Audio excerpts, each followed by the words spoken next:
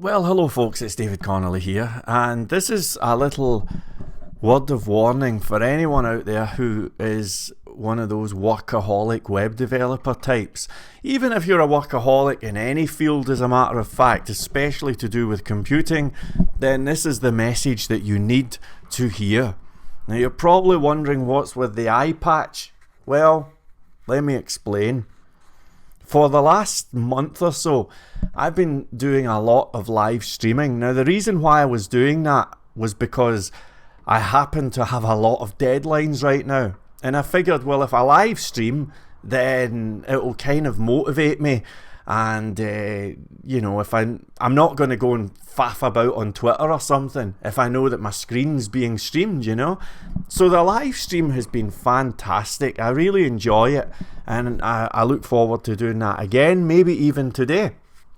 The live streaming was cool, but the live streaming, at least originally, was just my own attempt to try and get motivated because, I have some insane deadlines that I have to meet right now, and I'm responsible and I'm determined and all of that. So for the last month or so, I've been working like a madman, and it got to the stage where it was just ridiculous. I mean, my whole ethos, I think that's the word, has always been that I may not be the most intelligent guy in the universe or anything. I'm not a marvel of modern day science. But as far as web development goes, I can probably outwork anyone. This has been pretty much a cornerstone philosophy of everything that I'm doing. And on the live stream, people could see that.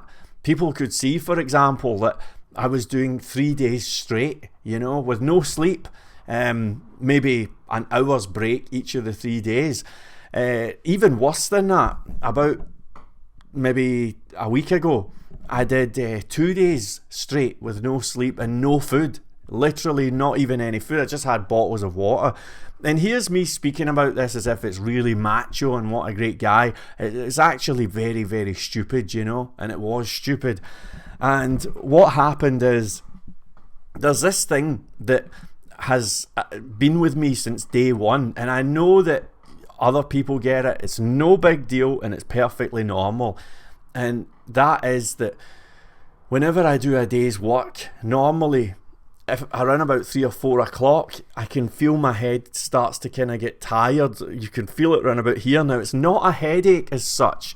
It's not a headache. It's just a kind of punch-drunk, tired brain thing. I think all office workers get this. I've asked around.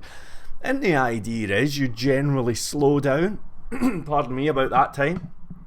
You take your time out, go out, all the rest of it, have a good night's sleep, and when you come back, everything's refreshed and away you go. Now that's just life, that's normal, that's the experience of the normal office worker type, and I'm no different.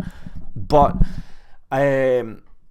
last weekend, I think it was Friday night, I just pushed myself a bit too hard. I wanted to get the code generator finished by Monday. I wanted to finish this restaurant site, and instead of finishing at a reasonable time, I just went on and on and on and on and on, and I had this blinding punch drunk thing going on. Again, I'm not going to call it a headache, but just that feeling like, okay, I should stop. But I just pushed through it because I was so determined to be the great hero. And I did that, but the next day, on the Saturday, something interesting happened. I noticed that when I woke up and when I was out and about, I still had that feeling, that kind of punch-drunk feeling, as if I'd just worked for, 12 hours or something like that. And I thought, well, that's interesting, and I wasn't getting the reset that I had previously enjoyed all these years. And I thought, well, it's probably just something daft. I'll go take a day off. So I drove to the mountains, had a nice day away, and I thought that'll help, right? I'll take a day away from the computer. And the next day, I remember I went for another little drive, still feeling a bit kind of like, kind of that punch drunk feeling. And I remember stopping outside a cinema, and I pulled it over at the car park. And I got out the car, and I don't want to make this sound any more dramatic than it needs to sound, right? But basically I couldn't focus, or at least I had difficulty focusing. And I remember just standing in this car park looking about 12 foot ahead like this in amazement as I was trying to kind of get my eyes to focus. And I could see one or two people looking at me like, what's going on with the nutter, you know? But that was it, and I couldn't focus. Now this is it's nowhere near as dramatic as I'm making it sound, right? It's not as dramatic as I'm making it sound. This was just a moment, and I pulled over and I'm like, whoa, fancy that. And then in a few minutes it was gone, and I drove down the road, right? It wasn't that big a deal. But I went back to the computer whenever, that night, the next day, whatever, and on the Monday I woke up and it just felt as if somebody had smashed in the side of my head with a baseball bat. So the whole side of my head is just agony. I mean, earache, toothache, you name it, it's all here. And out of nowhere, I ended up having this extreme light sensitivity. So I remember driving about just a few days ago, and it was during the day, and for some reason, about 70 or 80% of the cars keep their lights on during the day when they're driving. And it was driving me crazy, and I was like, why on earth are they putting the lights on? Oh, I was so sensitive to light, and it was just major headaches, you know. Now this was real headaches, and by the way, I haven't had a headache for 25 years. I'm not a headachy guy. Sure, I get the wee punch drunk, tired head thing, but in terms of like headache, I've not had a headache for 25 years. But then suddenly I was getting these massive splitting headaches, like, you know, something is wrong type headache. And so I spent a day, you know, I was tying scarves around my head and putting sunglasses on and everything. And the only thing that seemed to help is when I was in the dark, you know.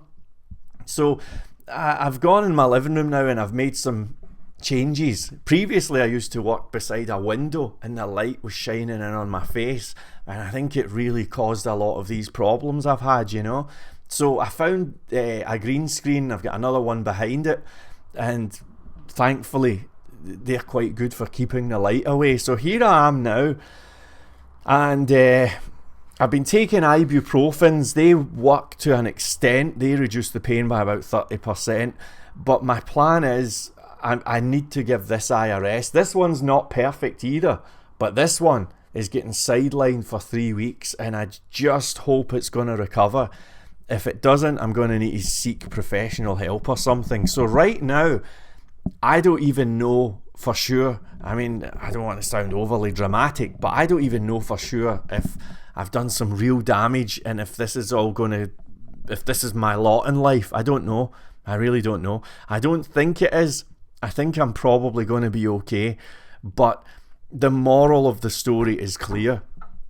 All of you workaholic characters who so proudly, like me, go around bragging about how many hours work you do and all of that, man, you need to make a change, because the truth is there's nothing intelligent about it, and you know, you will surely pay the price, you know. So I would just say, listen to your body. Don't do more than 8 hours a day, really and truly. Don't do it. It's much better to do 6 hours a day of really focused time than 20 hours a day like a madman. Trust me on this, you know. And the other thing is, you should think very carefully about rearranging your furniture. If any of you guys are in front of a window, or if you've got a glare on your screen, have a look at your screen right now. Can you see stuff being reflected on your screen? Because that's uncool, and you need to make some changes. If I can inspire one person to do that and stop one single person from going through that, then that will be great, and I'll feel good about that, you know. It's funny, I'll leave you with a quick story. As some of you folks know, when I left school, I was a long distance runner for a year. I outstanding runner, but I was kind of good for my age group. And around about the mid-90s, just before I got into web development actually, I had the opportunity to go and train with some really, really great athletes. I mean, fantastic athletes who had been in the Commonwealth Games. I remember a guy joined the running club. His name was Aidy Callan, and he was a really great 5,000 runner. He'd been in the Commonwealth Games, and I remember everybody saying, man, this guy's joined and he's going to be awesome. And we all went running. We were training at Glasgow Green, and I remember I must have only been 17 or 18 years old, and I was faster than the guy in training, you know. And I was coming home saying, man, I'm beating this guy. And I remember I went down to England, and I trained with I was training with Olympic medalists. I trained with the dude who won the silver medal at the Seoul Olympics, 1,500 metres. And I remember going running with him, and I remember as an 18-year-old just running away from the guy and saying, man, these guys are like, is this it? This is the Olympic medalists. And I'm thinking, I'm whooping these people. This is easy, you know. But of course, what I learned is that when you're dealing with the highest levels of athletics, which these guys were, I was not the highest level, but they were. Well, here's the thing, right? To them, training is like brushing your teeth in the morning. So I'd be going alongside them, like, I'm going to beat this guy. You know? In my mind, I'm running a training montage from one of the Rocky movies. But in their mind, they're just like, look at this idiot running away from me. You see what I mean? And I found that at the highest levels, they're not nicking around trying to get motivated and saying, oh, if only I can train more. On the contrary, I guarantee the highest level athletes, even if you follow people like Usain Bolt around when he was training, I absolutely guarantee he'll be spending massive amounts of his time just playing video games and all that and relaxing, you know.